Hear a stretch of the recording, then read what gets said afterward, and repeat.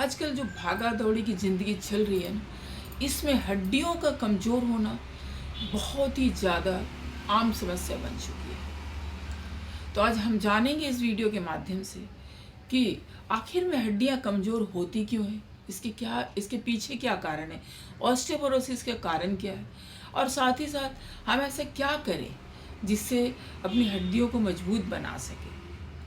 तो दोस्तों, अगर आपको हमारा कंटेंट पसंद आएगा तो प्लीज़ लाइक शेयर ज़रूर कीजिएगा। तो चलिए देर ना करते हुए हम आगे बढ़ाते हैं, बताते हैं कि आखिर वो ऑस्टियोपोरोसिस के कारण क्या है। ऐसी कौन सी वजह है जो बहुत सारे लोगों में देखा जाता है कि थोड़े से गिरते हैं तो हड्डियाँ टूट जाती है, या कहीं चोट लगती है तो भी हड्डियाँ टूट जाते हैं। ये आम समस्या बन चुकी है। आजकल के जो भागा दौड़ की ज़िंदगी चल रही है, इसमें बहुत ज़्यादा आम समस्या बन चुकी है। तो एक तो कारण क्या है, हमारी हेरिडिटी। अगर मान लीजिए कि माता पिता की हड्डियाँ कमज़ोर है तो हमारी भी हो सकती है। दूसरा क्या है कि अगर आपके अंदर कैल्शियम की मात्रा कम हो, अगर आपके बचपन से अब तक के खान पान में आपने कैल्शियम की मात्रा का कम सेवन किया हो, तो वो भी एक बड़ी कारण हो सकती है। तीसरा, स्त्री और पुरुषों में भी ये अलग अलग होती है। जैसे महिलाओं में ये समस्या ज़्यादा देखी गई है। ऑस्टियोपोरोसिस की समस्या जो है महिलाओं में पुरुषों की तुलना में ज़्यादा देखने को मिलती है। चौथा जो है कि अगर हार्मोनल इम्बैलेंस हो तो भी होता है।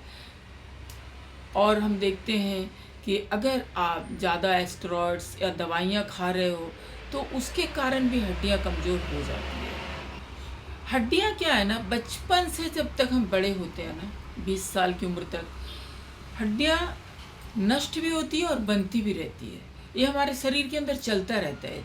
ये जो प्रोसेस है कि पुरानी हड्डियों को टूटना, नई हड्डियाँ बनना चलते रहती। लेकिन यही चीज़ 20 की उम्र के बाद क्या होती है, कम होती जाती है। टूटती ज़्यादा है, बनती कम है।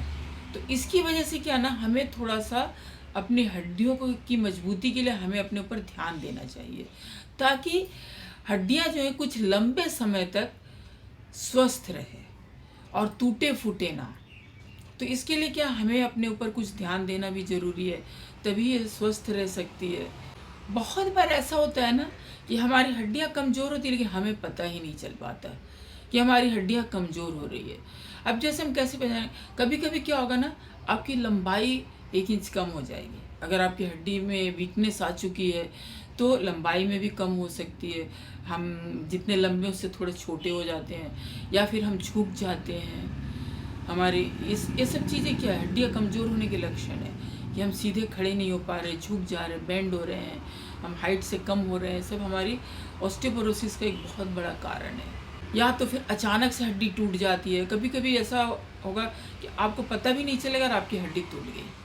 तो ये क्यों होता है, ये सब हड्डियाँ कमज़ोर होने के कारण ही होती है। फेयर कॉम्प्लेक्शन और डार्क कॉम्प्लेक्शन में भी फ़र्क है।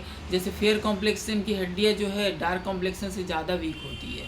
हमारे डाइट पर भी निर्भर है कि हम किस तरह का खाना खा रहे हैं, हम पौष्टिक आहार ले रहे हैं, बैलेंस डाइट ले रहे हैं या नहीं ले रहे, इसके ऊपर भी डिपेंड है। और एज तो फैक्टर करता ही है हमारी हड्डियों कमजोर। जैसे जैसे एज बढ़ती जाती है हमारी हड्डियों का जो बनने की जो शक्ति है वो कम होती जाती है। इसकी वजह से भी हमें ऑस्टियोपोरोसिस होता है। तो ये तो थे बहुत सारे कारण। और सिम्टम भी आप जैसे देख सकते हो कि आपकी अगर हाइट कम हो रही है, या फिर आप बैंड हो रहे हैं, या फिर कहीं भी थोड़ी सी चोट लगने से या ऑटोमेटिकली हड्डी टूट रही है, तो भी ये आपका कारण हो, ऑस्टियोपोरोसिस का ही कारण होता है। आज हम बात करेंगे पम्पकिन सीड्स, कद्दू की बीज, उसके फ़ायदे जो आपकी हड्डियों के लिए बहुत ही ज़्यादा फ़ायदेमंद है। तो अब क्यों फ़ायदेमंद है, चलिए जानते हैं कि आखिर फ़ायदेमंद है तो क्यों है। तो कद्दू के बीज को ना, कद्दू के बीज का तो सेवन आपने किया ही होगा, कद्दू का सेवन किया होगा। कद्दू के बीज को भी बहुत बार जैसे हम लोग फ्राई करके खाते हैं। लेकिन इसके जो फ़ायदे हैं ना, वो आज मैं आपको बताती हूँ कि देखने में तो बहुत ही छोटी होती है पर इसके फ़ायदे बहुत बड़ी है। इसमें जो मौजूद होती है ना पोषक तत्व, कई बीमारियों से आपको बचाती है।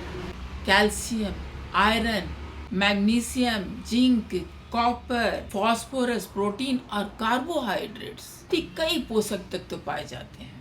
और अगर आप इसका नियमित सेवन करते हैं ना, तो आपको हड्डियों की बीमारियों से बच सकते हैं। कद्दू के बीज में जो उच्च लेवल का जो मिनरल पाया जाता है ना, वो हड्डियों के लिए बहुत ही ज़्यादा जरूरी है। इसमें जो मैग्नीशियम पाई जाती है, उससे आपकी हड्डियों की जो टिश्यू होती है ना, उसके बनने में बहुत ही ज़्यादा मदद करती है। साथ ही आपके शरीर से कैल्शियम की कमी को दूर करे, क्योंकि इसके अंदर कैल्शियम भी है। इसमें मौजूद जिंक, फास्फोरस जो हड्डियों के निर्माण में सहायक होती है। तो इस तरह से ना हम देखते हैं कि कद्दू के बीज जो है ना, हड्डियों के लिए बहुत ही अच्छी मानी गई है। कद्दू के बीज में एंटीऑक्सीडेंट से गुण पाए जाते हैं, जो हड्डियों को फ्री रेडिकल से होने वाले नुकसान से बचाता है। और आपको पता है कि फ्री रेडिकल से ना ऑस्टियोपोरोसिस की होने की संभावना बहुत ही ज़्यादा होती है, और साथ ही साथ कई बीमारियां होती है। कद्दू के बीज में जो विटामिन और मिनरल्स होते हैं, उससे हमारी क्या इम्यूनिटी सिस्टम मजबूत होती है। तो इसकी वजह से भी हमारी हड्डियां मजबूत होती है। अगर हमारा इम्यूनिटी सिस्टम सही होगा तो भी हमारी हड्डियां जो है मजबूत होगी, क्योंकि संक्रमण का खतरा कम होगा। हमारी इम्यूनिटी सिस्टम अगर मजबूत होगी तो हमारे ऊपर कोई भी बीमारी का संक्रमण का खतरा कम होगा, तो डेफिनेटली हड्डियां भी हमारी मजबूत बनेगी। साथ ही साथ कद्दू का बीज ना प्लांट बेस्ड प्रोटीन हमें देता है, जो हमारी हड्डियों के लिए बहुत ही ज़्यादा आवश्यक, क्योंकि प्रोटीन हड्डियों के टिश्यू के निर्माण और रिपेयर में बहुत ही महत्वपूर्ण भूमिका निभाती है। क्योंकि प्रोटीन कहते हैं ना, जिस तरह से ईंट जोड़कर हम घर बनाते हैं ना, इसी तरह से प्रोटीन का भी हमारे बोन हेल्थ के लिए बहुत ही जरूरी। इससे क्या होगी, हड्डियों के टूटने की संभावना कम जाएगी। अब देखिए, सूजन की वजह से भी हड्डियां कमज़ोर हो जाती है, तो कद्दू के बीज में ओमेगा 3 फैटी एसिड होती है, जो सूजन को कम करता है। क्योंकि कद्दू के बीज में एंटी इन्फ्लेमेटरी प्रॉपर्टीज़ भी है, तो वो इन्फ्लेमेशन को तो रोकेगी ही। तो हम देखते हैं कि कद्दू के बीज से हड्डियों को आप बहुत ही अच्छी तरह से हेल्दी बना सकते हैं। तो आपको ज़्यादा नहीं खाना है। कद्दू के बीज को अब हम चलिए जानते हैं कि कैसे खाएं। आप इसे सूखे फ्राई करके भी खा सकते हैं, रोस्ट करके भी खा सकते हैं, ठीक है। और आपको एकदम बहुत ही ज़्यादा मात्रा में नहीं खाना है, आपको बस 1 चम्मच खाना है। हर दिन 1 चम्मच आप कद्दू के बीज को खाइए। अब आप किस रूप में खाएंगे वो आपको डिसाइड करना है। अब मैंने जैसे बताया कि आप उसे तवा पर सूखा फ्राई कर लीजिए, आपके पास ओवन है तो आप उसे रोस्ट कर लीजिए, उसके ऊपर से थोड़ी सी घी नमक डाल लीजिए, बहुत ही टेस्टी लगता है। मैं खाती हूँ तो इसलिए मैं बता रही हूँ कि ये बहुत ही टेस्टी लगता है। आप जो कच्चे कद्दू खरीदते हैं ना मार्केट से, उसके अंदर ही बीज रहती है, उसे भी आप थोड़ा सा धो करके सुखा लीजिए, सूख जाता है, उसे आप फ्राई करके खाइए। देखिए, आप सच बताते हैं, बहुत ही ज़्यादा टेस्टी होता है। अमेरिकन हार्ट एसोसिएशन के अनुसार ना, उन्होंने बताया कि आप 20 से 30 ग्राम तक कद्दू के बीज रोजाना खा सकते हैं। अगर किसी तरह के आप मेडिकल ट्रीटमेंट में हैं, तो फिर आप डॉक्टर से ज़रूर सलाह लेकर, क्योंकि कद्दू के पीछे बहुत ही ज़्यादा फाइबर होता है, तो कुछ लोगों को नुकसान भी कर सकता है। तो इसलिए आपको इसे खाना है, लेकिन ज़्यादा नहीं खाना है। इसे नियमित तरीके से ही खाइए, जैसे कि आगे तो नुकसान भी हो सकता है।